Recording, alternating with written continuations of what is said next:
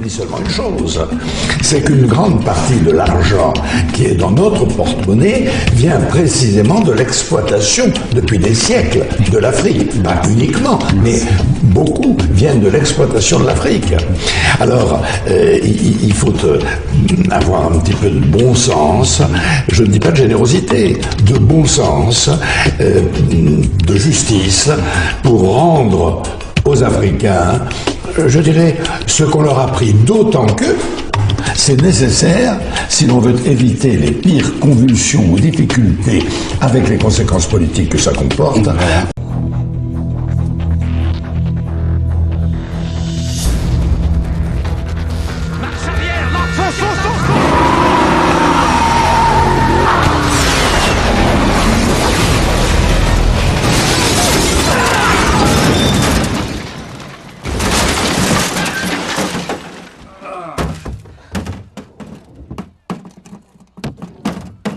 Grenade! À couvert!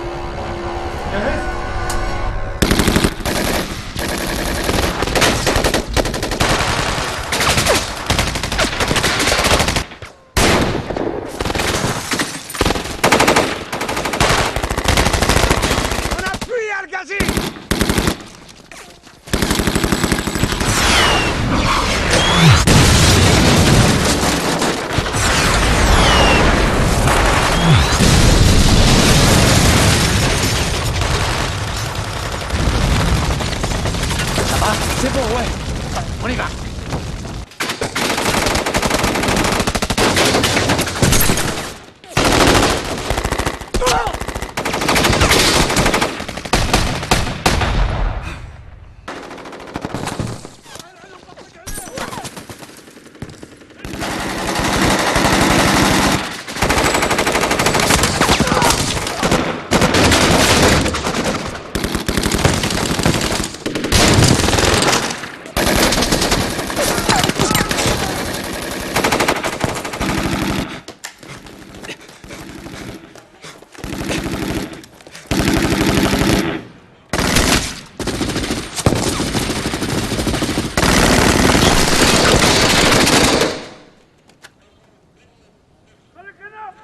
Il y a une traînée de sang! Il y a une traînée de sang devant la porte!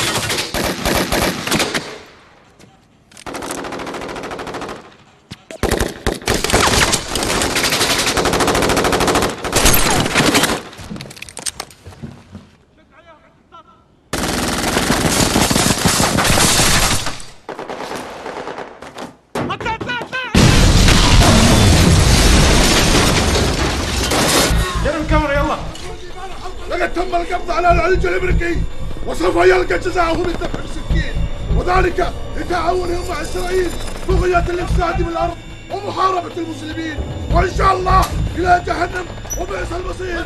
بسم الله والله اكبر. لقد تم القبض على العلج الامريكي وسوف يلقى. Aujourd'hui, à Bagdad, des attaques. Il a financé et accueilli des terroristes. Payé des commissaires au port 80 morts en Irak dans la seule journée d'hier. Stupéfiant engrenage de la violence. Retard, indécision et l'inaction peuvent conduire à une horreur massive et soudaine. Le futur État palestinien, Jérusalem, notre ville sainte, est la seule capitale possible. Après 4 attentats suicides à la voiture piégée. Monsieur Sharon est un provocateur. Al-Aqsa est un lieu musulman. Al-Aqsa est la territoire palestinien. À une horreur massive et soudaine. Et destruction des missiles. D'abord un très grand échec. Il faut agir avant qu'il ne soit trop tard. Vous serez persécutés dans le monde, mais prenez courage car j'ai vaincu le monde.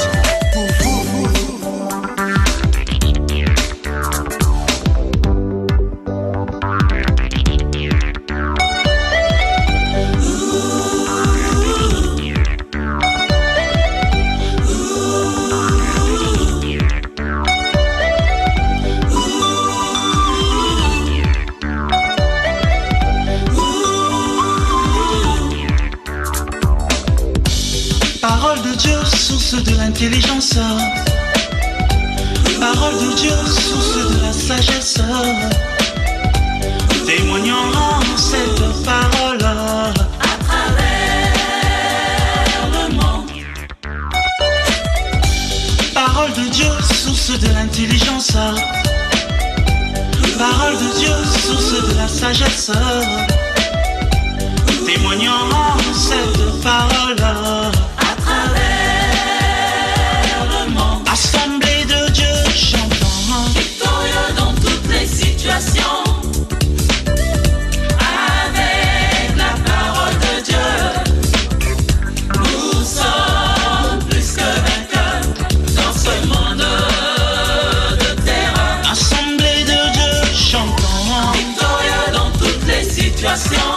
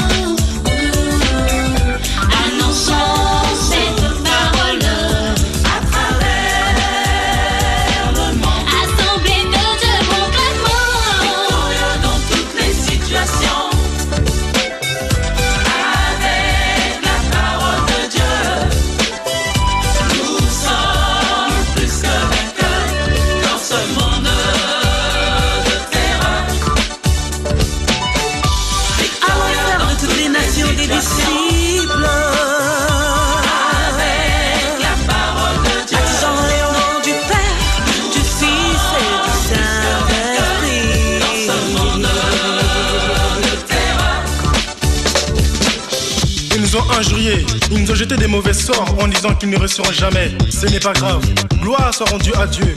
Malheur à vous lorsqu'on dira tout le temps du bien de vous. Que l'on médise contre toi, que l'on te lapide. Glorifie l'éternel quand Dieu t'aime, c'est l'essentiel. Écoutez, après avoir vaincu l'esprit du monde, me voici. Car j'étais crucifié, mort, enterré et ressuscité avec lui. Il m'emmène auprès du Père afin de dominer. En sorte que tout ce que je lis ici sur terre soit aussi lié dans le ciel. Voilà pourquoi je peux chanter et crier victoire. Victoire, victoire, victoire, victoire, victoire. Nous qui sommes de la lumière, éclairons les ténèbres, en proclamant la parole de Dieu à travers le monde. Nous qui sommes de la lumière, éclairant les ténèbres, en proclamant la parole de Dieu à travers le monde. C'est une gloire dans toutes les situations. Avec la parole de Dieu, nous aussi, nous sommes en Jésus-Christ, ce monde de reconnaissance. Go Jesus, go Jesus, go. Go Jesus, go Jesus, go. Go Jesus, go Jesus, go. Go Jesus, go Jesus, go. God's hand, God's hand, God's hand, God's hand. Go ahead, go ahead, go ahead, go ahead, go ahead, go ahead, go ahead. Last time. On est reparti. Bon, qu'est-ce qu'on a aujourd'hui? Ouh! Louis XIV, Napoléon, Charles de Gaulle. Non, là, c'est plus un briquet qu'il me faut, c'est un lance-flamme. On va carboniser tout ça. Générique.